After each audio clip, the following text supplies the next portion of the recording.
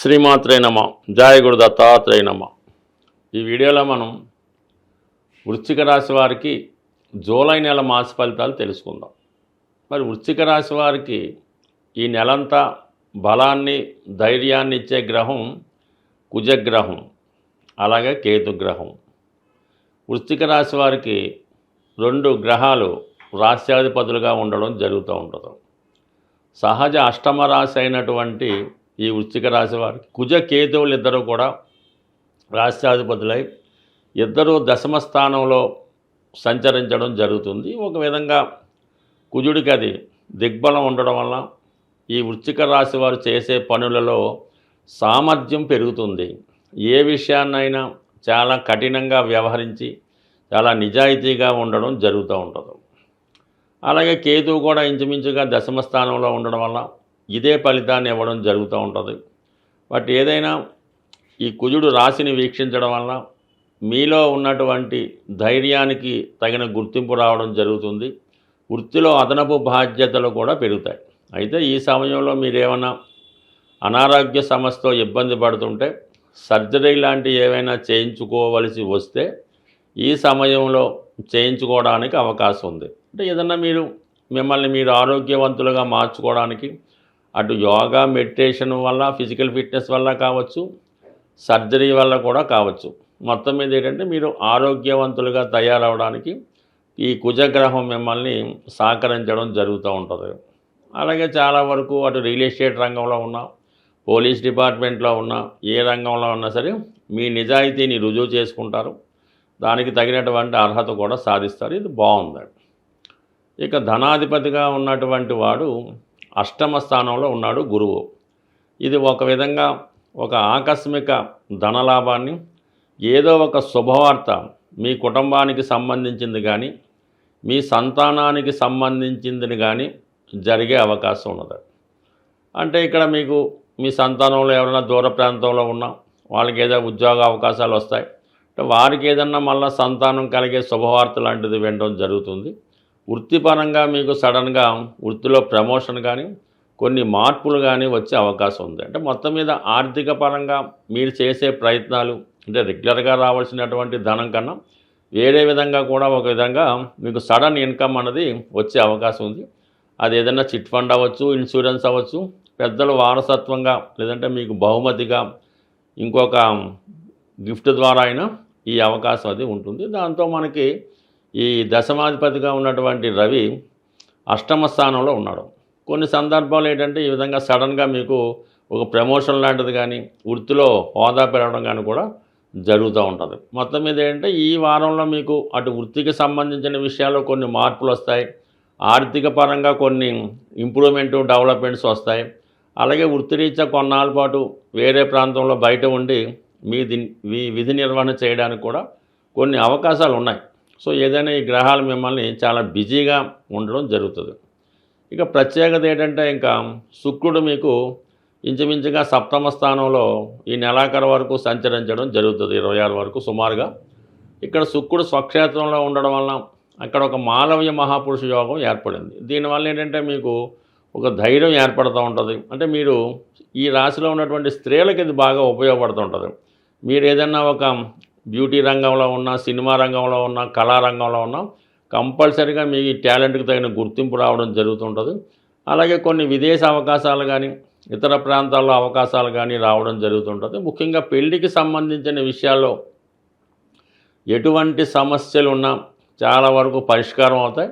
అలాగే వివాహ ప్రయత్నాలు చేస్తున్న వాళ్ళకి కూడా వారి యొక్క ప్రయత్నం చాలా వరకు నెరవేరుతుంది. అంటే దీనికి సప్తమంలో శుక్రుడు వివాహ సంబంధం నిశ్చయం అవడానికి కుదరడానికి, ఏమైనా పెళ్లి చూపులు లాంటివి ఏర్పాటు చేస్తే పరస్పరం ఒకరికొకరు నచ్చడానికి కారణమవుతుంది.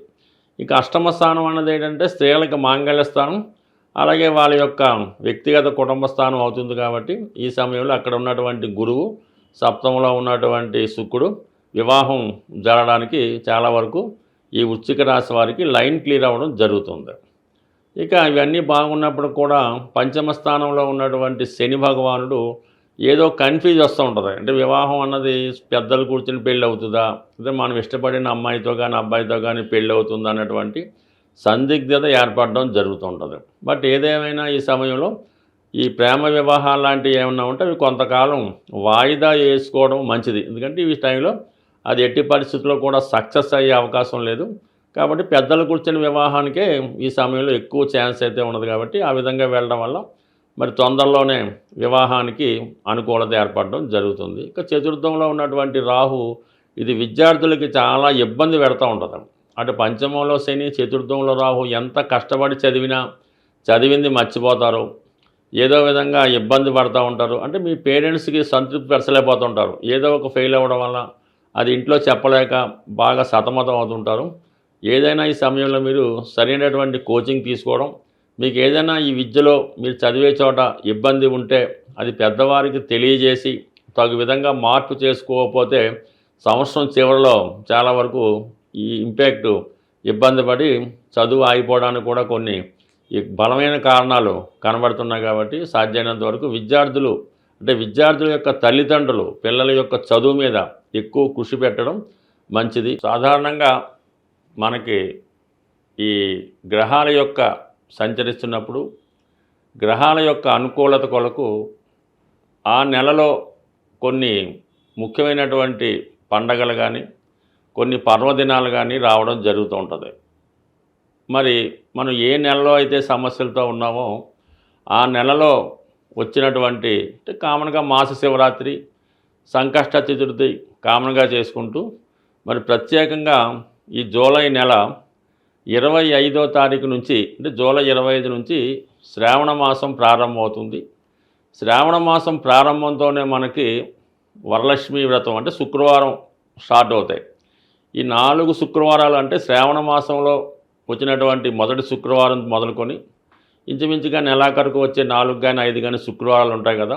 ఆ శుక్రవారాలు స్త్రీ పురుష భేదం లేకుండా ప్రతి ఒక్కరూ విధి విధానంగా అమ్మవారిని పూజించుకోవడం, అంటే ఇంటికాడ వ్రతం చేసుకున్న వాళ్ళు చేసుకుంటారు, లేని వాళ్ళు అమ్మవారి ఆలయం దర్శించి అమ్మవారికి మీకు కలిగిన విధంగా ఏదో విధంగా అమ్మవారికి కానుకలు సమర్పించి మరి ఆ రోజంతా నియమంగా ఉండడం వలన వీలైతే ఆ రోజు కనకదార స్తోత్రం పారాయణ చేయడం వల్ల కానీ ఏదన్నా మీ యొక్క కుటుంబంలో స్త్రీలకి అంటే మీకు మదరో సిస్టరో వదిన గారులకో ఏదో ఒక శుక్రవారం వాళ్ళకి చీర జాకెట్ అటువంటి పశు సంబంధించినటువంటి కానుకలు ఇవ్వడం వల్ల అంటే ముఖ్యంగా మీరు శ్రావణ మాసంలో మీ కుటుంబంలో ఉన్నటువంటి స్త్రీలని సంతోషపెట్టడం వల్ల మీ ఇంట్లో ధనలక్ష్మి కొలువు ఉంటుంది, మీకు కూడా ఏదో విధంగా ఐశ్వర్యం కలిసి వస్తుంది. అలాగే ఇది మొత్తం నెలంతా కూడా ఆషాఢ మాసం ఉంటుంది కాబట్టి ఈ ఆషాఢ మాసంలో కూడా ఇది అమ్మవార్లకి ఇష్టమైన రోజు కాబట్టి అలాగే వారాహి నవరాత్రులు కూడా ఇదే సమయంలో అటు ఇటుగా జరుగుతుంటాయి. వీటన్నిటిలో మీరు మీ గ్రామదేవత ఎవరైతే ఉంటారో మీ కులదేవత ఎవరైతే ఉంటారో ఆ దేవాలయాన్ని దర్శించి అమ్మవారికి ఒడిబియ్యం సమర్పించడం వల్ల ఏదైనా మనం ఈ లక్ష్మీ స్వరూపాలైనటువంటి అమ్మవారిని పూజించుకోవడం వల్లకి అనువైనటువంటి రోజులు ఈ శ్రావణ మాసం అలాగే ఆషాఢ మాసం. అందువల్ల కంపల్సరిగా మీ గ్రామ దేవతను సందర్శించుకొని ఆ అమ్మవారి యొక్క ఆశీస్సులు పొందడం వల్ల ఆర్థిక పరంగా చాలా సక్సెస్ పొందడం జరుగుతూ ఉంటుంది. అలాగే వీలైతే ఈ నెలలో ఏదో ఒక సోమవారం కానీ ఏ రోజన్నా పర్లేదు శివాలయంలో మారేడు దళాలతో శివుణ్ణి అభిషేకం చేయడం వల్ల మీకు ఎటువంటి ఆర్థికపరమైన సమస్య ఉన్నా తొలగిపోయే అవకాశం ఉంటుంది. స్వస్తి.